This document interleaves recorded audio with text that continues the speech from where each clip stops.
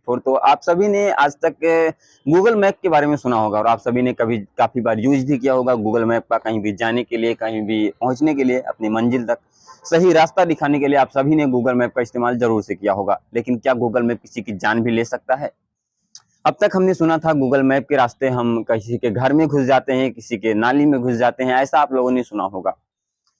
लेकिन आज की ऐसी कहानी है जो सुनने के बाद शायद आपकी रूह कांप जाएगी, आप सोचने पर मजबूर हो जाएंगे कि आखिर ऐसा कैसे हो सकता है। गूगल मैप ने 3 दोस्तों की जान ले ली।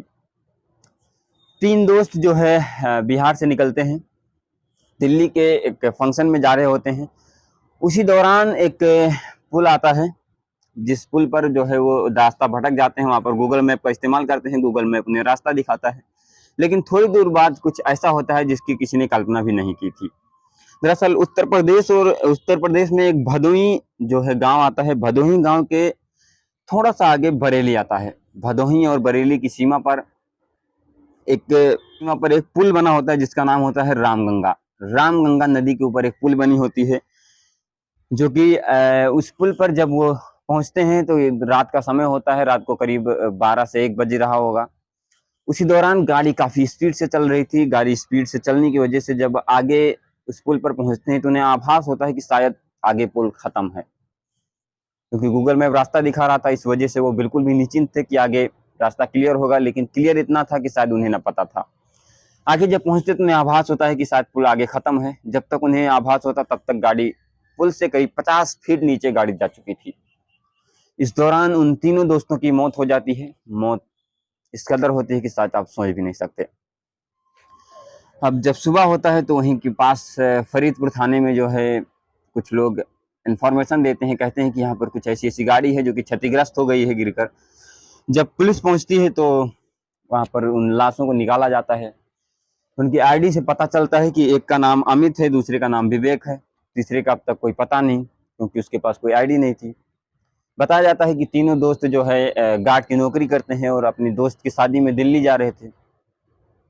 दिल्ली पहुंचने से पहले ये घटना हो जाती है। लेकिन अब सोचने की बात यह है कि आखिर गूगल मैप के लगाने से ऐसी मौत कैसे हो सकती है।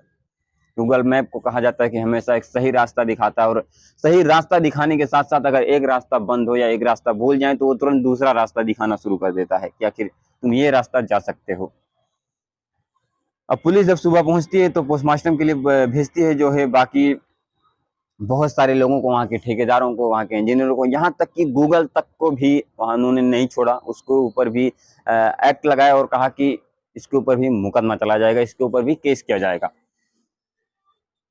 अब सोचने की बात यह है कि जब पुल आधा अधूरा बना था, 2022 में ये पुल बनाया गया था। 2022 के दौरान जब काफी हैवी बाढ़ आती है, जिसके दौरान आधी पुल जो है वो बह जाती है उसी नदी में, रामगंगा नदी में बह जाती है। उसके बाद से ये काम जो है रोक दिया जाता है। 2022 से अब तक लेकर 2 साल हो चुके हैं, 2024 भी खत्म होने वाली है।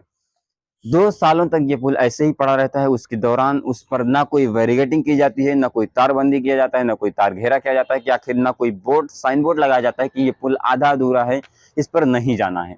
शायद अगर उस दिन वहां पर कोई बोर्ड लगाया गया होता या कुछ ऐसे किया गया होता तो शायद वो जो 3 दोस्त थे आज जीवित होते, आज अपनी फैमिली के साथ खुशहाल होते।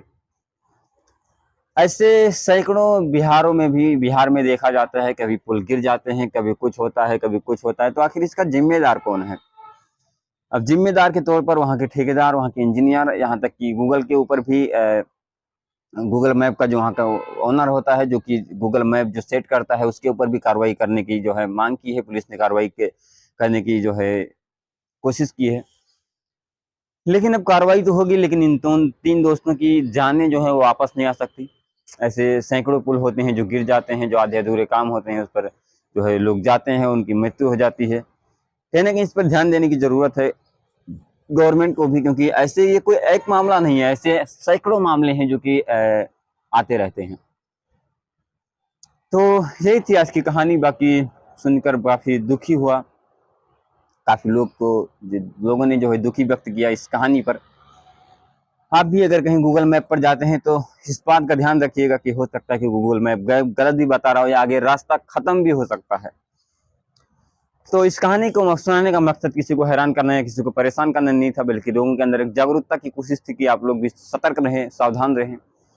तो फिर चलिए मिलते हैं किसी नए अपडेट के साथ, तब तक के लिए जय हिंद, जय भारत।